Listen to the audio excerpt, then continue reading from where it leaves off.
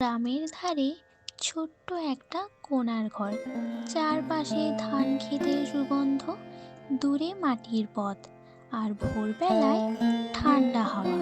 সেই ঘরে থাকতো রফিক ও তার স্ত্রী আর তাদের ছেলে রাশেদ। ভোর তখনও ঠিক ভাঙেনি। রফিক চুপচাপ জুতো পরছিল।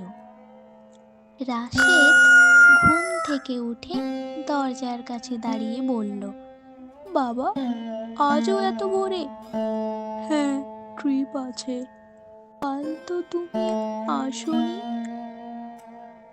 রফিক থেমে গেল, তারপর ধীরে ছেলের দিকে তাকিয়ে বলল, রফিক, কাজ করলে এমন হয় রে, তুই ঘুমা, স্কুল যাবি তো। রাশেদ জেদ করে বলল, সব সময় কাজ করো, কখনো বিশ্রাম নাও না কেন?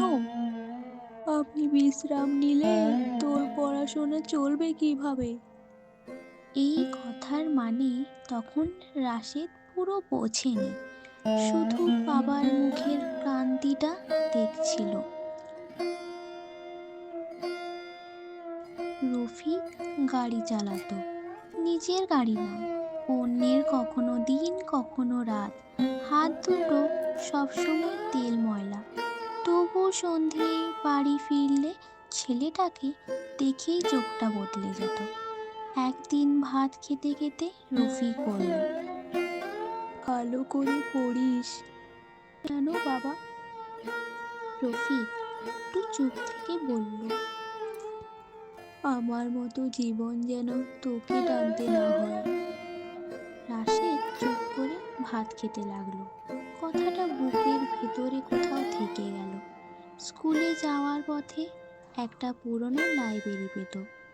দরজাটা আধা ভাঙা, জানলায় ধুলো। রাশেদ দাঁড়িয়ে তাকিয়ে থাকতো। একদিন বন্ধু মিলন বলল, এখানে দাঁড়িয়ে থাকিস কেন? বই ভালো লাগে? তোর বাবা তো গাড়ি চালায়, এত বই পড়ে কি হবে? রাশেদ কিছু বলল না, শুধু মনে মনে বলল, একদিন বুঝবে সবাই। বর্ষার বছরটা খুব খারাপ গেল। রাস্তা ডুবে গেল, কাজ কমে গেল।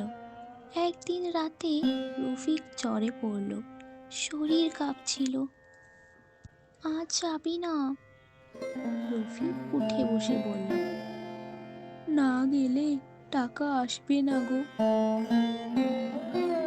রাশেদের বাবা হাত ধরে বলল, বাবা, যেও না আজ।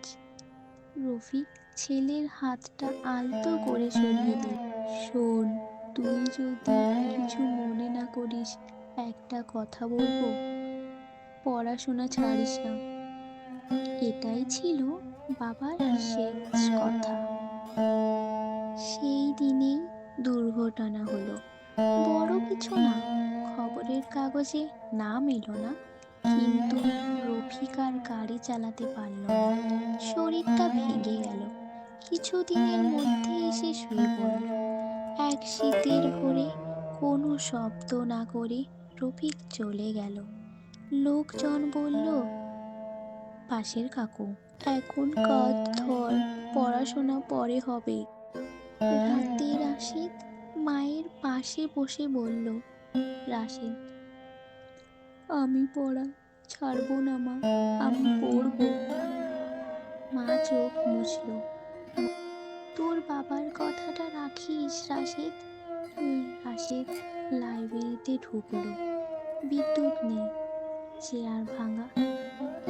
বুড়ো লাইব্রেরিয়ান তাকিয়ে বলল, বই পড়বি?